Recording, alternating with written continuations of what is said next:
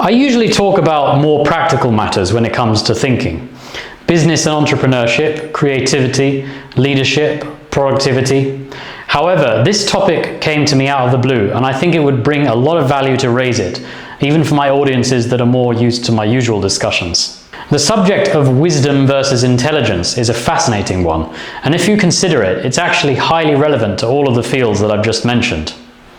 Let's first tackle the conventional definitions of wisdom and intelligence. We'll then elaborate on their differences, and then we'll move on to how you can harness your own powerful and practical wisdom today. So, the conventional definitions. Firstly, let's go to intelligence. So, intelligence is conventionally understood to be the ability to acquire knowledge, often in an academic setting.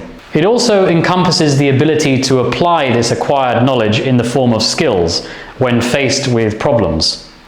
A person is said to be intelligent when they're highly skilled with logic and analysis. IQ tests offer us one of the best ways to measure intelligence in a purely conventional sense. So what about wisdom? Well, looking at the conventional definition of wisdom, it's a lot more about the experience that you acquire over time throughout life's journey. Wisdom has a lot more of the human components involved with it. Understanding human nature, being sensitive to others, and being able to self-reflect all fall under wisdom. Also, wisdom can contain paradoxical elements, making it less tangible than intelligence alone. Consider the wisdom of the fool, for example. I'll do another video on that another time. So in terms of acquisition, there are some key differences between wisdom and intelligence when it comes to how we acquire them. Some of us are lucky enough to be innately intelligent, but intelligence can also be acquired, or indeed increased, through both formal and informal education. You can practice your intelligence skills by performing demanding tasks or playing games that challenge your mental skills, like crosswords, Sudoku, chess, that type of thing. On the other hand, you can only really acquire wisdom by going through life and gaining experience, adding your own reflections and introspections along the way. This includes you facing up to life's best teachers, failure and suffering. It can be interesting to look at how each concept correlates with age as well. As we continue to age, wisdom continues to grow, whereas intelligence usually reaches its peak in early adulthood and then flatlines. So what about applications? Well, intelligence is great for demanding tasks and challenges that require analytical skill and problem-solving abilities.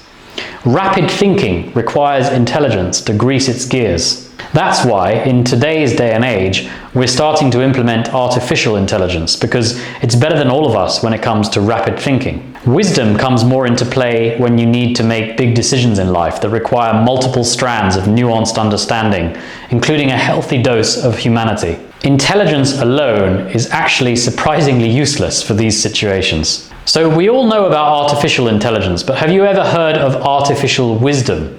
I haven't either. Also, I find it particularly interesting to look at the differences between wisdom and intelligence when it comes to ego. Intelligence can easily lead to arrogance in a person. We've all seen someone who acts out a sense of superiority because of their excellent academic credentials. Of course, it doesn't always happen, but this often comes with a sense of entitlement. Wisdom, on the other hand, comes with a healthy dose of humility.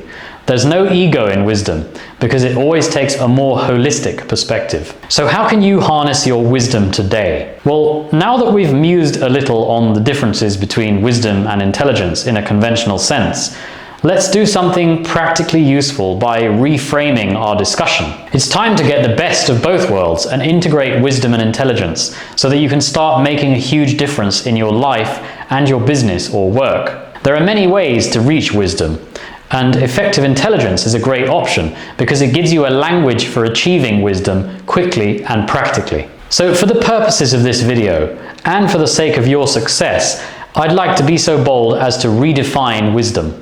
Take this idea and run with it for me. It just might take you somewhere meaningful. Think of wisdom as consciously controlled intelligence. Wisdom is the rudder that steers intelligence where you need it to go at any given point, depending on what you're trying to achieve. In other words, wisdom is effective intelligence. Intelligence by itself is all well and good, but it isn't always effective. Wisdom guides intelligence to where it needs to be, making it uncommonly effective. In order to make your intelligence effective by steering it with wisdom, you first need to be able to see it and grasp it. The only way to achieve this is by using a model of thinking. Effective intelligence gives you that model, and along with it, an entire language that enables you to conceptualize all the nuts and bolts of how you're thinking at any given time. It's only once you've brought your thinking processes into the conscious realm that you can steer them where they need to go to tackle demanding tasks and complex problems. The first step to reaching this level of consciousness is to understand your thinking profile, which brings along with it all of the preferences and biases that influence all of your outcomes, good or bad. So use the Rhodes Thinking Intentions profile today to shorten your time to wisdom by decades. And speaking of decades, Effective Intelligence has almost 5 of them under its belt.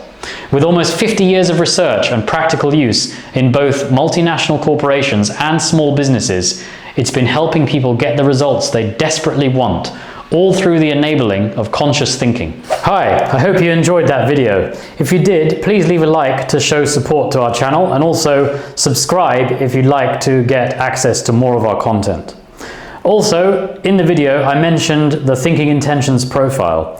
If you'd like to get access to your own Thinking Intentions profile completely for free, then click the link in the video description below and you'll get your free personalized Key Strategic Insight course. I'll see you in there.